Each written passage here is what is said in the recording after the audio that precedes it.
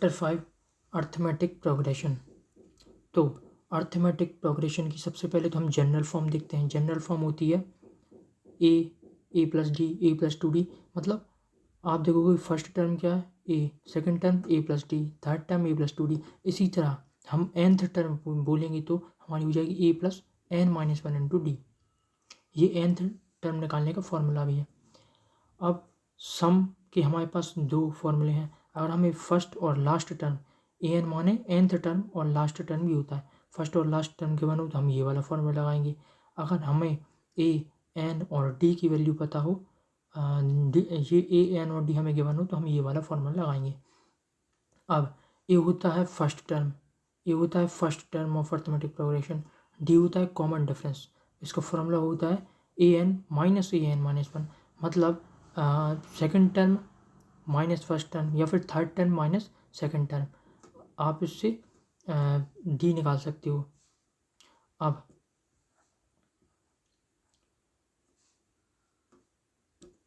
यहाँ पे अगर आपको क्वेश्चन ऐसा दिया जाए कि sum of n term is equals to 2n square minus 6n, ऐसा आपको यदि कोई क्वेश्चन आ जाए तो आप उससे nth टर्म निकाल सकते हो। कैसे निकाल सकते हो? sn minus 1। अगर आपको एग्जांपल के लिए 8n निकालना है तो sum of 10 term minus sum of 9 terms.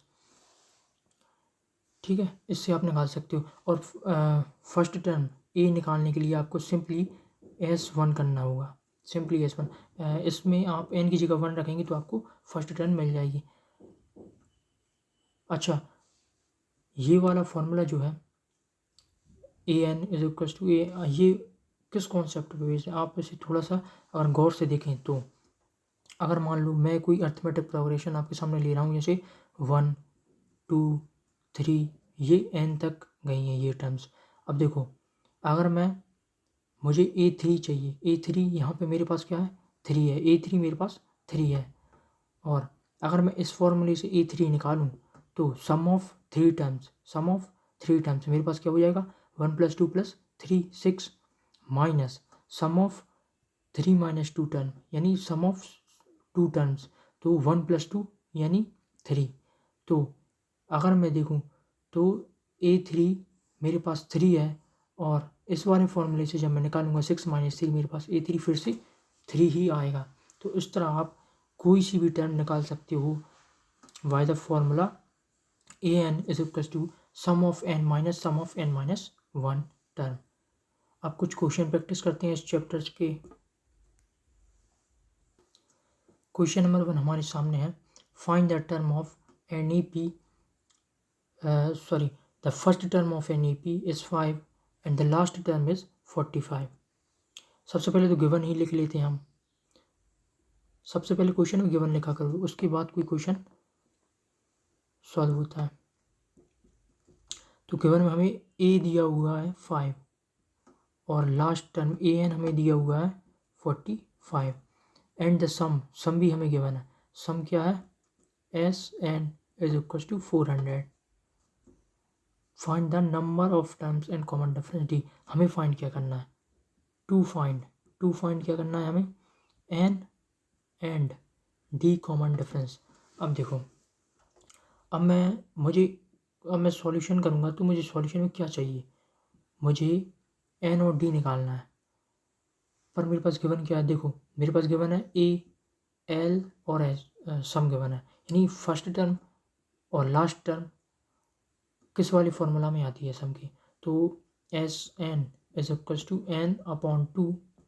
n/2 a plus n, ये फॉर्मूला होता है सम ऑफ nth टर्म का। ये सेकंड वाला जो फॉर्मूला मैंने बताया था वो वाला।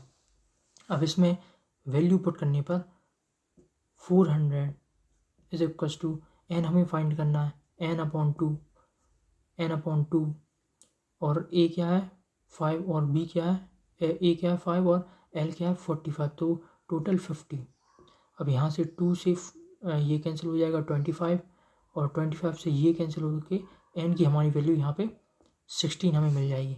अब n हमें मिल चुका है, n हमें मिल गया, अब हमें d निकालना है।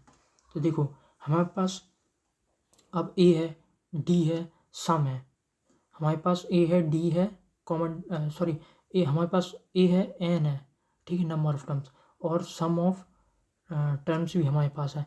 तो अब हम दूसरा फार्मूला जो पहला फॉर्म वाला फार्मूला है, S N is equals to N upon two, two into A plus N minus one into D, ये वाला फार्मूला लगाने वाले हैं सम का। इससे हमें ए पता है, हमें एन पता है, हमें डी चाहिए और हमें एस एन भी पता है, तो इससे हमें डी मिल जाएगा सीधा सीधा।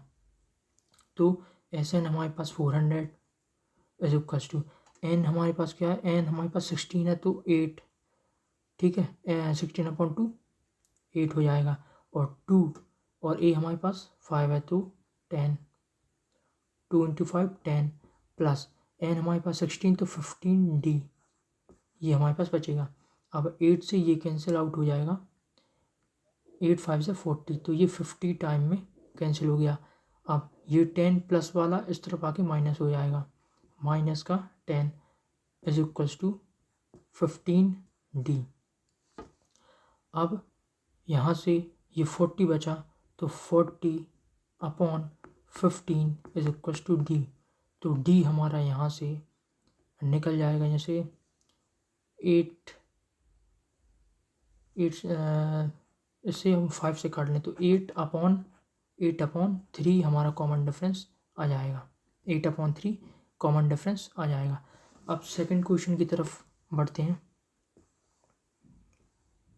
If the sum of first 14 terms, हमारे पास क्या है, हमारे पास गिवन है S14, हमें दिया हुआ है 1050, ठीक है, sum of 14 terms of an A P is and its first term यानी ए भी हमें दिया हुआ है 10। अब हमें फाइंड क्या करना है, फाइंड 20th टर्म यानी A20 हमें फाइंड करना है। तो A20 होता क्या है, A20 को मैं लिखूँ तो जनरल फॉर्म ऑफ AP से हम देख सकते हैं, होता है A plus n minus one, 20 minus one into D यानी 19D। अब यहाँ से मैं इसे और सिंप्लीफाई करूँ, A की वैल्यू रख दूँ तो 10 प्लस 19 इंटू डी। मुझे ये निकालने के लिए सिर्फ D कॉमन डिफरेंस चाहिए, तो कॉमन डिफरेंस कैसे निकल सकता है। अब देखो हमारे पास सम दिया हुआ है, यानी सम से ही कोई आंसर निकल सकता है। तो सम हमारे पास है S14 sum 1050 is equals to sum of 14 terms हमारे पास हो जाएगा n अपॉन टू मतलब 14 अपॉन टू यानी 7, ब्रैकेट के अंदर 2 इंटू ए यानी 20 plus n minus one, 14 minus one plus 13D, ये मैंने डायरेक्ट किया है। अब 7 से इसे कैंसिल करेंगे, 7 1 जा 7, 7 5 जा 35, तो 150 टाइम में ये चला गया। अब ये जो प्लस का 20 इस तरफ आके माइनस का 20 हो जाएगा, इज इक्वल्स टू 13D। अब यहाँ से 150 minus 20 130 upon 13 is equals to D, तो D यहाँ से 10 निकल चुका है हमारा, तो D हमारे पास 10 है। तो इस वाले में हम वैल्यू रख दें D की, तो 10 प्लस 19 इंटू डी यानी 190, तो यहाँ से हमारा 200 है। 20th टर्म ऑफ AP हमारा क्या है 200। नेक्स्ट क्वेश्चन की तरफ चलते हैं। Find the 31st term of an AP whose 11th term and 16th term is. देखो हमारे पास गिवन क्या है, हमारे पास गिवन है A11 11th टर्म हमारे पास है, A11 हमारे पास है 38 और A16 हमारे पास है 73। अब हमें फाइंड क्या करना है, फाइंड हमें करना है 31, मतलब A31, हमें 31st टर्म फाइंड करनी है अर्थमेटिक प्रोग्रेशन की। तो 31st टर्म होती क्या है, 31st टर्म होती है A plus 30 into D, A plus 30 into D, ये हमें फाइंड करना है। अब देखो हमें सिर्फ 11th टर्म और 16th टर्म दी है। अब हमें इन्हीं दोनों से कुछ करना पड़ेगा। तो देखो क्या मैं A11 को a प्लस 10d लिख सकता हूँ, ठीक है। और A16 को मैं a प्लस 15d लिख सकता हूँ। अब यहाँ से A11 हमारे पास 38 है और ये 73 है। अब मैं अगर इक्वेशन सेकंड में से अगर मैं इक्वेशन 1 को माइनस कर दूँ, इसके साइन चेंज करके हम इसे माइनस करते हैं, तो ए से ही कैंसिल, ठीक है। यहाँ पे 5d हमारा बचेगा, 5d हमारे पास बचेगा 33 और 35, तो d हमारा यहाँ से 7 निकल जाएगा। d हमारे पास 7 है। हमें फाइंड क्या करना था? हमें फाइंड करना था A31 यानी a प्लस अच्छा, हमें a की वैल्यू भी चाहिए अभी हमें a की वैल्यू भी चाहिए। d हमारे पास 7 है। अब देखो a की वैल्यू निकालने के लिए जैसे मैंने जो पहली वाली टर्म थी मैं उसी को लेता हूँ 38। 11th टर्म के पास क्या थी? a प्लस 10d यानी 10 इंटू 7। तो अब a हमारे पास क्या हो जाएगा? a हो जाएगा 38 माइनस 70 यानी a हमारे यहाँ से माइनस का 32 निकल गया। अब A31 जो हमें फाइंड करना था वो हो जाएगा -32 प्लस 30 इंटू 7। ये इसे जब सॉल्व करेंगे तो हमारा ये आंसर आ जाएगा। तो माइनस का 32 प्लस 210 -32 प्लस 210, तो ये हमारा आ जाएगा 178 के समथिंग। तो हमारा ये आंसर जो है 178 हमारा आंसर हो जाएगा। 178 इसका आंसर हो जाएगा। अब बढ़ते हैं नेक्स्ट क्वेश्चन की तरफ।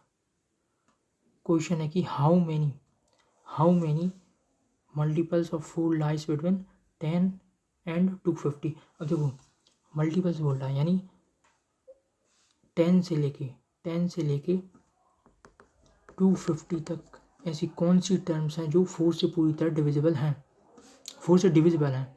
तो देखो हम पहली टर्म हमें मिलेगी 12 4 से पूरी तरह डिविजिबल है। उसके बाद 16, फिर ऐसे बढ़ते लास्ट टर्म हमारी 248 होगी। 250 भी 4 से पूरी तरह डिविजिबल नहीं है। तो हमें फर्स्ट टर्म यहाँ पे a मिल चुकी है और कॉमन डिफरेंस हमारे पास 4 है और लास्ट टर्म हमारे पास 248 है। तो अब देखो हमें क्या निकालना है? हमें n निकालना है। अब हमारे पास 3 चीज़ें हैं, Sn is equals to n/2 a plus l। अब देखो फर्स्ट टर्म हमारे पास है 12, लास्ट टर्म हमारे पास 248 है और n हमें निकालना है, और हमारे पास और क्या है? कॉमन डिफरेंस है। तो हम ये वाला नहीं लगाएंगे, हम लगाएंगे n/2 2a। अच्छा, हमें जो है ये वाला फार्मूला नहीं लगेगा, इसमें दूसरा फार्मूला लगेगा। क्यों लगेगा? देखो हमारे पास है a 12 है, d हमारे पास 4 है और लास्ट टर्म का हो आप चाहे nth टर्म का हो, हमारे पास 248 है। तो nth टर्म का फॉर्मूला क्या होता है? nth टर्म l या फिर an। nth टर्म का फॉर्मूला होता है आपके पास a plus n-1 into D, ये होता है। अब यहाँ से हम बोल सकते हैं कि हमारे पास a की वैल्यू क्या है? a की वैल्यू है 12 प्लस n हमें निकालना है n-1 इंटू डी, हमारे पास 4 है और an लास्ट टर्म हमें 248 दी हुई है। अब ये 12 इस तरफ माइनस में जाएगा तो हो जाएगा 236, ठीक है। और इज इक्वल्स टू में n-1 इंटू 4, 4 से ये कैंसिल आउट हो जाएगा, 4 5 जा 20 और 4 9 जा, तो +1 इज इक्वल्स टू n, ये माइनस का 1 इस तरफ प्लस में चला गया, तो n की वैल्यू यहाँ से 60 आ चुकी है। यानी 10 से लेके 250 के बीच में ऐसी 60 टर्म्स होंगी, ठीक है, मतलब ऐसे 60 मल्टीपल्स होंगी 4 के। अब लास्ट क्वेश्चन हम लेते हैं इसका, हमें वही क्वेश्चन जो मैंने लिया था। अब देखो ये वही क्वेश्चन है जो मैंने समझाया था आपको। तो if sum of n terms, ठीक है, S N is equals to then find 14 terms. अब देखो मैंने क्या बोला, आपको ए 14 फाइंड करना है, तो आपको sum of 14 terms minus sum of 13 term आप करोगे तो आपको ये मिल जाएगा। अब हमारे पास यहाँ पे हम एस 14 निकालेंगे। पहले एस 14 हो जाएगा 2 इंटू 14 का स्क्वायर माइनस 6 इंटू 14, और यहाँ से आप एस 13 निकालोगे तो 2 इंटू 13 का स्क्वायर माइनस 6 इंटू 13। अब इन दोनों की वैल्यू आप यहाँ पे रखोगे तो आपको A14 मिल जाएगा। इसका आंसर आपको कमेंट में लिख के बताना है, इस वाले का आंसर आपको कमेंट में बताना है।